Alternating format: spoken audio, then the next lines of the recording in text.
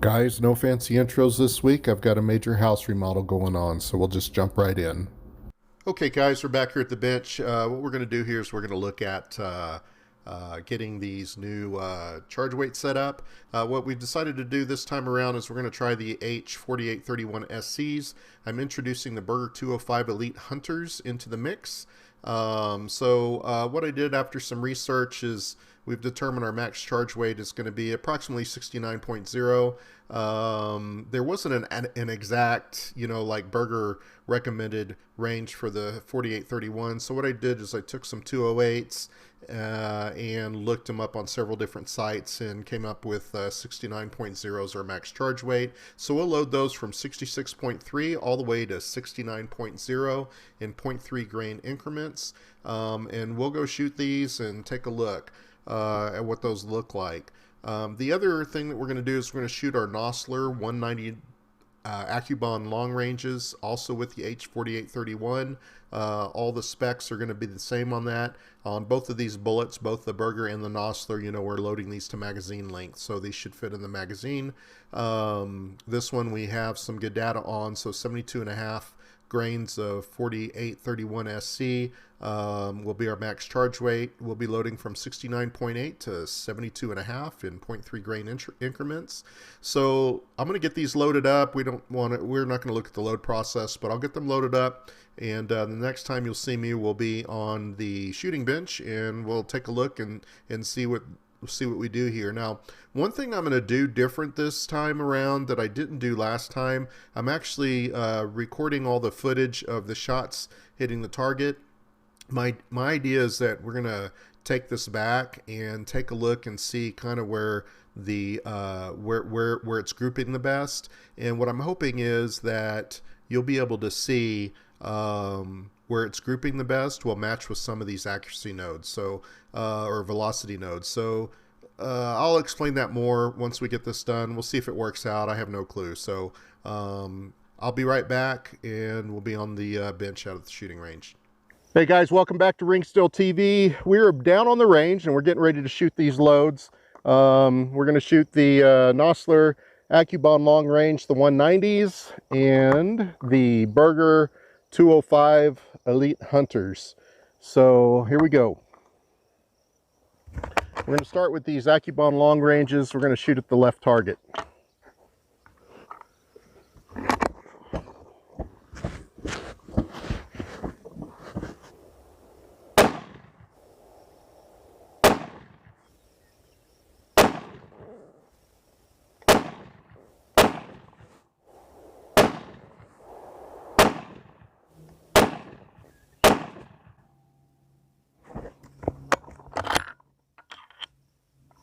All right, guys, we're going to try out these Berger 205 Elite Hunters. We're going to be shooting at the right target. Let's see how we do here.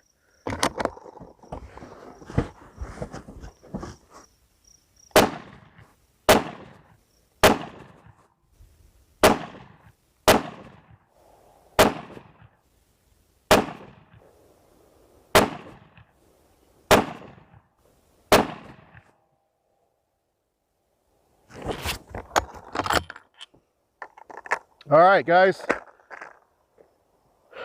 we got 10 on the left target, 10 on the right target. The Bergers are grouping all over the place. That's really kind of crazy. The 190 Nosler Accubond long ranges, I've got a little bit of group there on the left. I mean, obviously we've got a pretty large spread of charge weights, but I wanted to record the target today to see, if they're kind of landing in the same place at the plateaus. So that was kind of my purpose of doing this. So we'll go back and take a look at it. So I'll see you guys at the bench here in just a minute. All right, guys, we are back from the shooting range.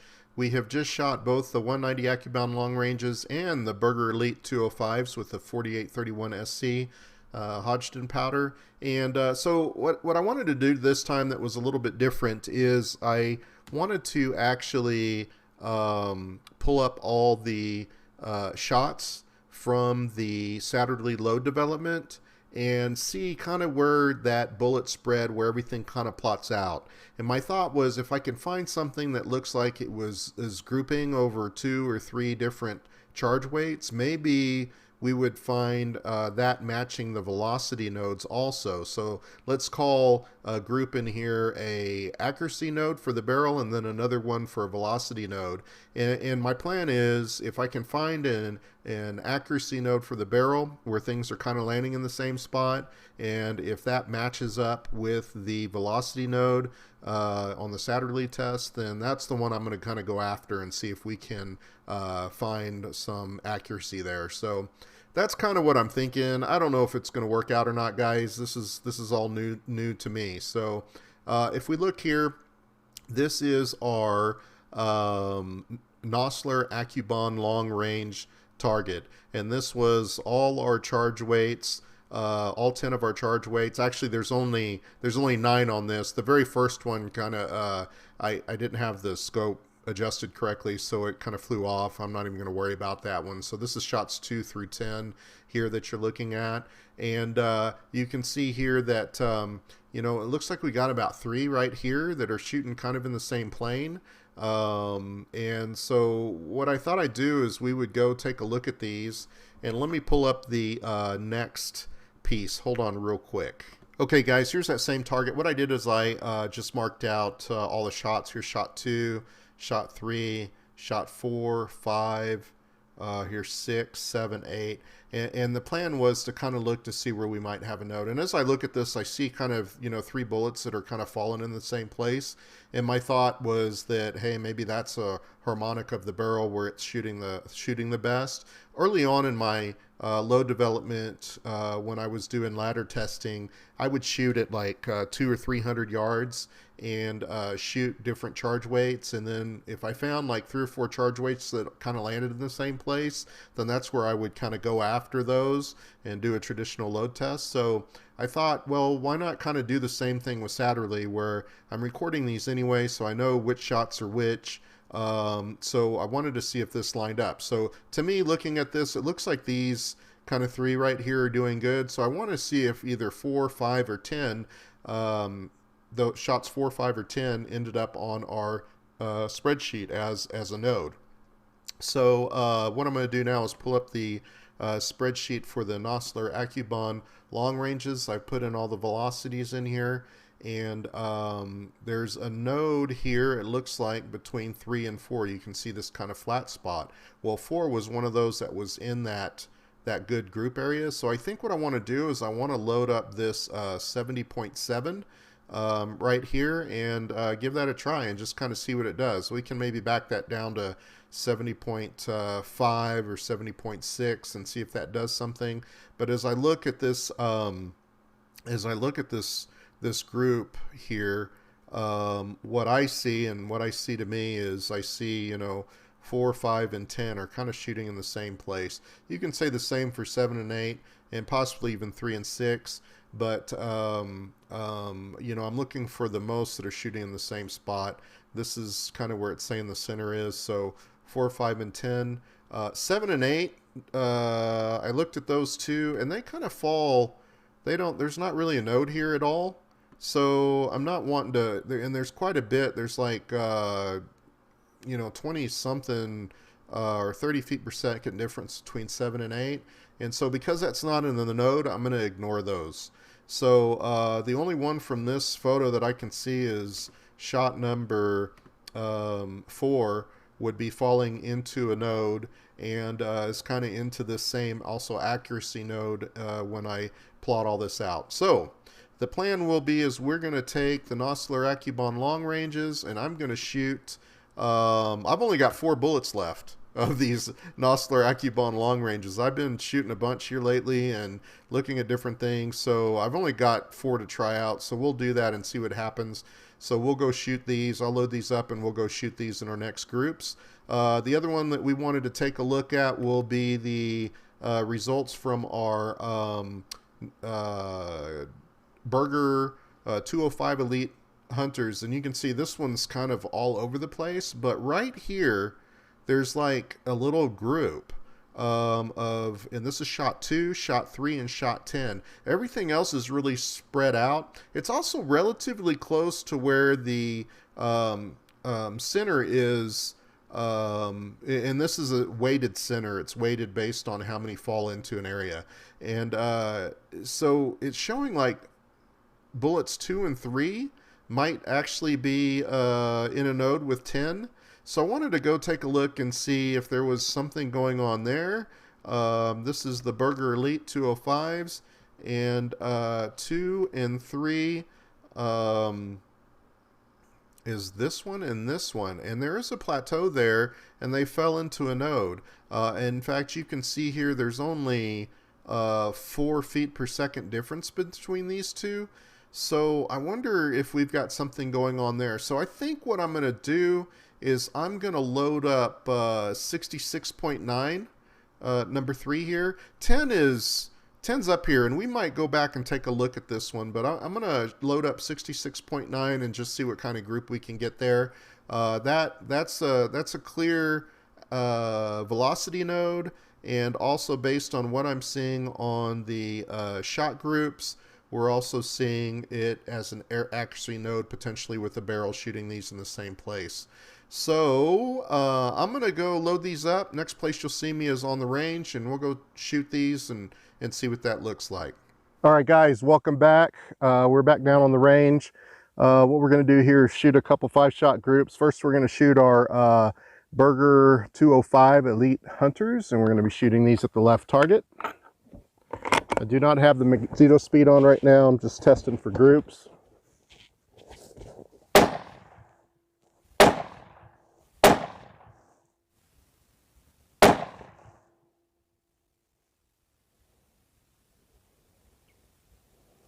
I think I pulled that one, guys.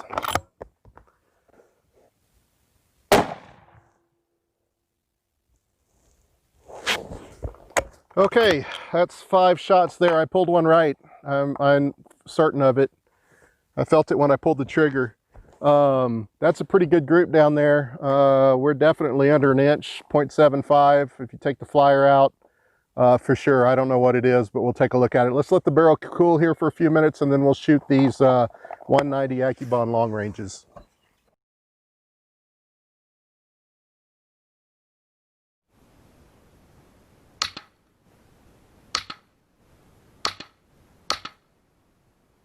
Okay guys, we're back from the range. So we are finally making some progress here. Either this gun likes the 4831 shortcut, or whatever these changes are that we made, it's a little bit happier. So this is a really good group, one of the better groups that we've gotten out of this gun, and this gun is not shot well at all. So I've been pretty disappointed in the gun. But here we see something is gone well here. We've shot a 0.85 MOA, still not a great group, but you know, it's under 1 MOA. I can definitely use this to finish up this gun build and say, yep, we're gonna be able to hit 1,000 yards and do those final shots. But we should be able to improve this. I would really like to be under 0.75 MOA. Is kind of my plan. So you know, I can maybe play with the seating depth a little bit here and see if we can tighten this up a little bit. So we've got some, this is showing some potential here at 0.85 MOA. Anyway, that's what I've got here. And then the Berger 205 Elite Hybrids, these really surprised me here, guys.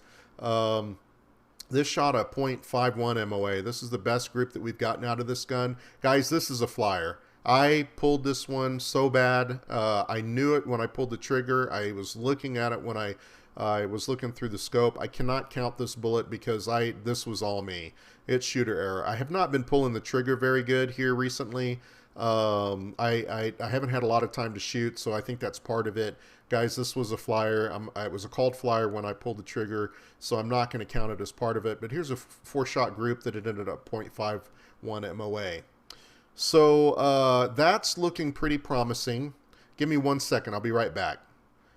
Okay, guys, I'm back. I pulled up the Saturday load, and so here's the problem with this particular round. I'm flying at about 27-22, And what that means is at my elevation, it's going to hit the target of the 1,000 yards with just over 1,700 feet per second. I called Berger on this bullet, and what they told me was that it's guaranteed to expand at 1,800, and I should be good between 1,700 and 1,800. So I'm a little light on the velocity. And, you know, we got a 0.51 MOA, which is an incredible group, but we're a little slow on the speed. So I think what I want to do, maybe we want to focus our attention on this, this round a little bit. I think what I want to do is I want to go back and I want to shoot this with H1000. I think it'll give us a little bit more speed, and I want to see if it does, if it helps us any there. So I can also go up some charge weights on the H4831. I think I've got some more headroom there. There was no real load data for it. I just kind of had to make that up and go with based on some other 208s and 200 grain bullets and the charge weights that they had listed in several different reference manuals. So this is looking really good. We do need to get the speed up. I feel like we need to get the speed up a little bit. I don't know that I'd be real concerned with shooting an elk at 1,000 at 1,700, but because Berger says, you know, no trouble at 1,800. I talked to the guy and he told me 1,700 to 1,800 should not be an issue. Shot placement is going to be more important, is what he said. And shot placement is always important. So, guys, we're gonna kind of follow this one a little bit. I think in our next episode, what I'm going to do is I'm going to shoot the H1000 with the same bullet. We'll do a whole full Saturday load workup on the H1000. We've already done the H1000 on the Nosler 190 Accubond long ranges. I had no luck at all with the H1000 using that bullet, so I'm not even going to repeat that. I think what we'll do is we'll just shoot this bullet with the H1000, see if we can improve the speed some, and see if we get some accuracy out of it. So we'll do that next.